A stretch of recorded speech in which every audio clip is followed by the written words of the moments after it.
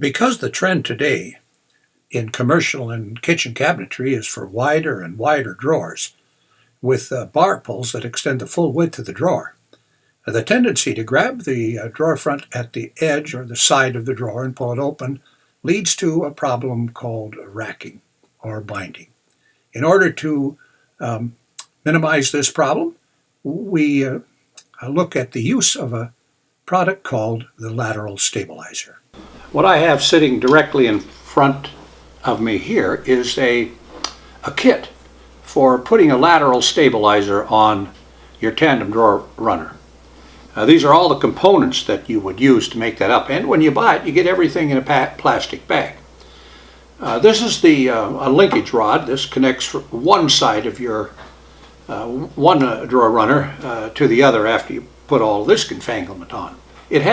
It looks like lands and grooves practically on the inside of the linkage rod. Well, that's kind of a nice deal because also in the package are these pinion adapters, and those have the little grooves on it that fit right into the linkage rod. So this is the pinion adapters, and then the pinion adapters, you use these little locking clips to hold everything together.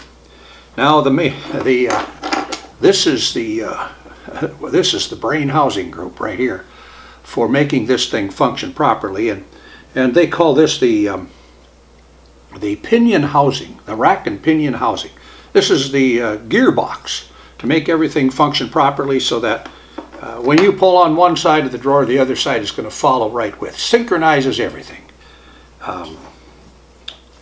Lateral stabilizer, and this is the rack. This is where your gear runs into these grooves here. They got these tabs are attached. The front one is fixed; it won't slide around, but the back one moves depending on how long of a drawer slide that you're going to attach this lateral stabilizer to. Now, one thing I'll point out on these runners is they're marked, so you know which slide you have. In this case, we have the 563H5330. That 533 in there is the length of the drawer box that you're going to build. Well, if you're going to cut this rack, then you cut the rack 560 millimeters and it'll work perfectly on this slide. So that's a fixed number. So cut that off and then you can put the parts together and it'll work. First thing we're going to do, these are marked left and right. So I'm going to take the left drawer runner and attach this housing here to the left drawer runner. So it's fairly simple how it works. There's a little tab on here which you can see that slips into a hole and just slides right in there like that. Now it's on. In order to lock it into place, you have to push this orange device in, and that locks her on. Now she's not going to fall off. So you have to do that to the right and to the left side, and then these housing things will not fall off. Well, the next thing I'm going to do is, because this is a 5330 drawer runner, I have to cut this rack at 560 millimeters. So I'm going to go do that, and then I'll be right back and we'll slide the pieces together. Now we're going to attach the gear rack to the drawer runner. As I said, this rear mounting clip fits here in these notches in the drawer slide right there. So first we will slide the rack into the housing, the pinion housing back here, like that, and then we have to just line up the tabs there and push them into the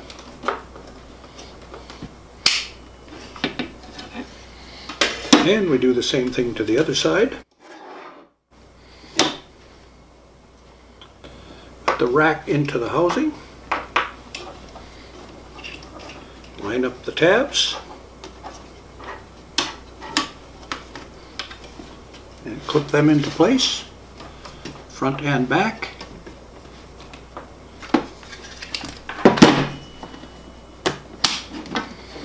that's done. Now, we got to cut the linkage rod. Now this is a really tiny drawer that I'm using for a sample because normally, as I said, you'd be way out here like this. 53 inches for sometimes, but it'd be rare for somebody to make as narrow one as I'm going to make for this sample. But I'm going to cut this and we'll put her together. There we are, our tandem runners are installed, and manufacturer recommends 3 millimeters under here to accommodate the gear rack. This is a very nice system. We haven't, in the back of the cabinet, you can see where the pinion rack and pinion gears are. We haven't installed the connecting rod yet, but once we do, then the runners, when you pull one out, the other one will come out at the same time. It's a really nice system. Now we're going to install the linkage rod.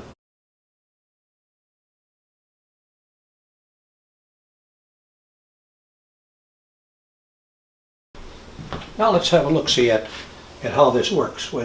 See if that linkage rod and the lateral stabilizer actually works. Let's just do this. Look at that. They work together simultaneously. You have a wide drawer. This is going to be a nice application.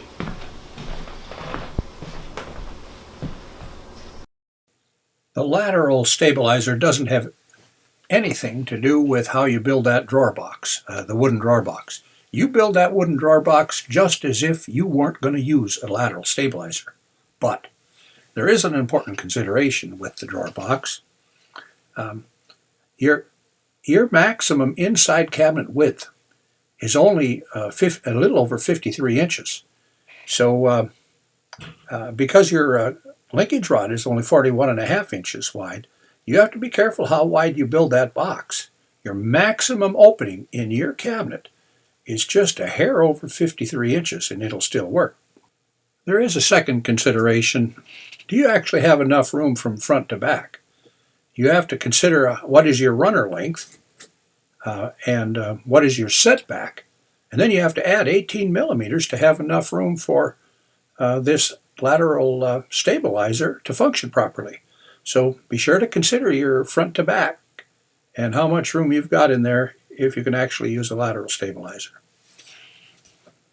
How do you cut the linkage rod to the exact length that you need? Well, take a look at this artwork here. It makes it pretty clear. You take whatever your inside cabinet width is and subtract 298 millimeters from that, and that's the exact length that you cut the linkage rod, and it'll work perfectly in your lateral stabilizer application. Here are some points from the Blum specification manuals. The first one is that if you're building frameless cabinets or blocked out face frame applications, you can have drawer boxes from 9 inches to 27 inches in length.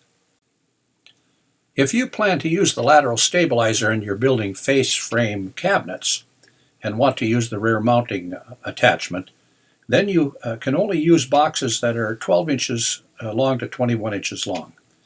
There are no provisions for a rear mounting socket on the drawer lengths longer than 21 inches. Thanks for watching. I hope you found this video useful.